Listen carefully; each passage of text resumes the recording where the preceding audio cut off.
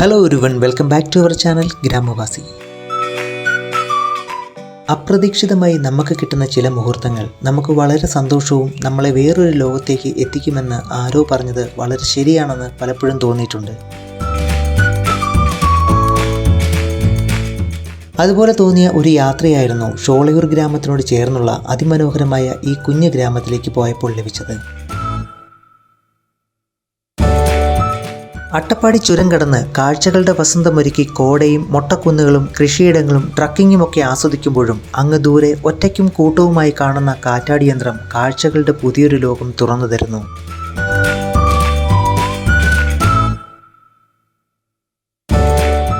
നീലാകാശത്തിന് അതിരു നൽകി മുളങ്കാടുകളും വൻമരങ്ങളും മേഘങ്ങളെ മുട്ടിയൊരുങ്ങുന്ന ഈ വനപാതയിലൂടെ ഷോളയൂർ എന്ന കൊച്ചു ഗ്രാമത്തിലേക്ക്.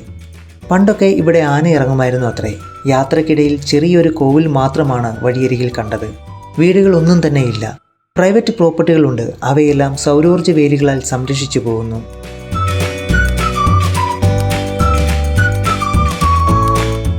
വഴിയരികിൽ മേയുന്ന കന്നുകാലികളും ആടുകളും അവയെല്ലാം അഴിച്ചുവിട്ടാണ് വളർത്തുന്നത്.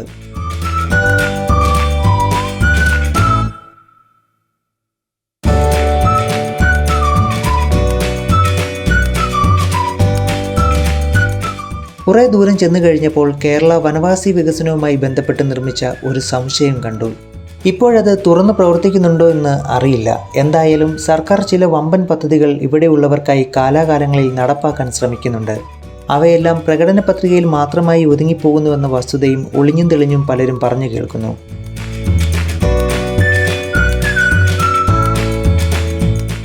നല്ലശിങ്കയിലേക്ക് എത്താറായപ്പോൾ തന്നെ മരങ്ങൾക്ക് മുകളിലൂടെ കാറ്റാടി യന്ത്രങ്ങൾ തലയുയർത്തി നമ്മളെ എത്തി നോക്കി നിൽക്കുന്നു.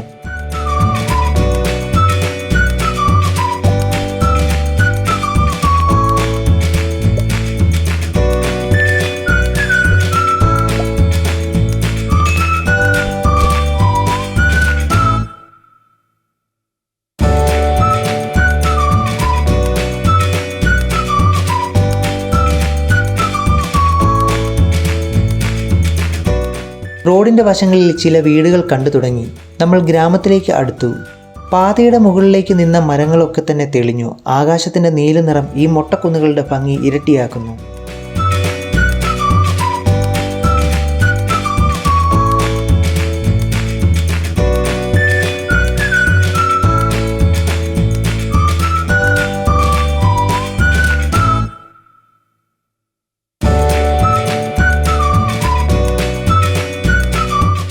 ഈ അടുത്തിടെയായി ഇവിടെ ധാരാളം റിസോർട്ടുകളും ഹോം സ്റ്റേകളും വന്നു തുടങ്ങി. ഗ്രാമം പതുക്കെ നഗരമാകുകയാണ്.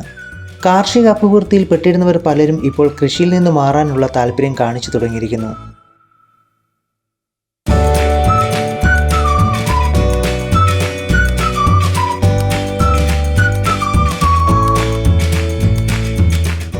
ഈ സ്ഥലം നമ്മൾ മലയാളികൾ മറന്നു തുടങ്ങിയിട്ടുണ്ടാവില്ല.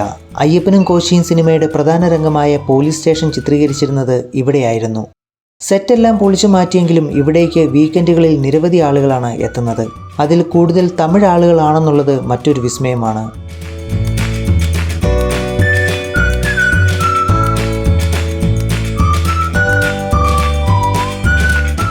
നല്ലശിങ്കയിലേക്ക് ചിറ്റൂർ ഷോളയാർ വഴിയും ആനക്കട്ടിയിൽ നിന്നും നേരിട്ട് എത്താൻ സാധിക്കും. മനോഹരമായ ഒരു കുഞ്ഞു ഗ്രാമമാണ് നല്ലശിങ്ക.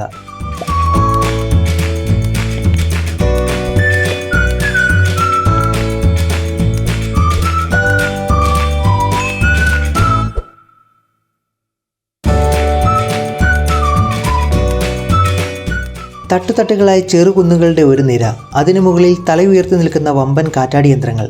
ശക്തമായ കാറ്റ് ചിലപ്പോഴൊക്കെ ഉണ്ടാകാറുണ്ട്. ഏത് സമയവും വീശുന്ന കാറ്റും പച്ചപ്പരവതാനി വിരിച്ചതുപോലെയുള്ള പുൽത്തകിടിയും തെളിഞ്ഞ ആകാശത്തിൽ പഞ്ഞിക്കെട്ടുകൾ പോലെയുള്ള വെളുത്ത മേഘങ്ങളും നല്ലശിങ്കയെ അട്ടപ്പാടിയുടെ ഭൂപടത്തിൽ ഒരു പ്രത്യേക പദവി നൽകി ഉയർത്തിയിരിക്കുന്നു.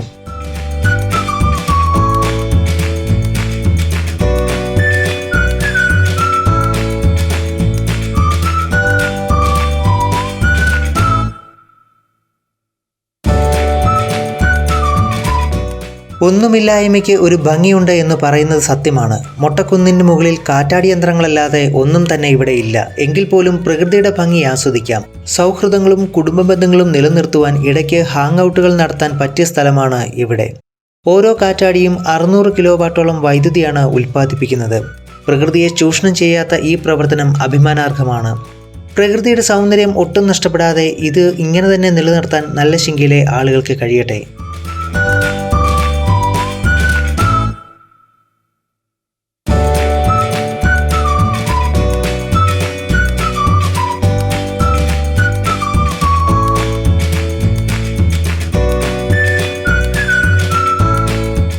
അപ്പോൾ നല്ലശിങ്കയിലെ കാഴ്ചകൾ ഇഷ്ടമായി എന്ന് കരുതുന്നു. നിങ്ങളുടെ അഭിപ്രായങ്ങളും നിർദ്ദേശങ്ങളും കമൻറ്റ് ബോക്സിൽ പങ്കുവെക്കുക.